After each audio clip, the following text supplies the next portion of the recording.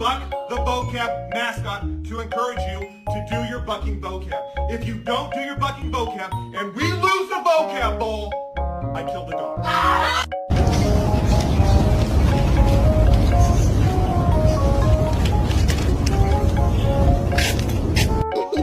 Look at those cats. Show me your teeth.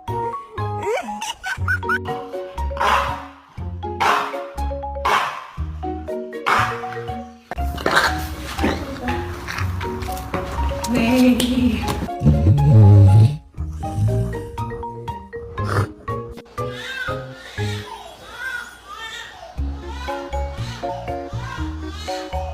It's okay, you can go. There you go.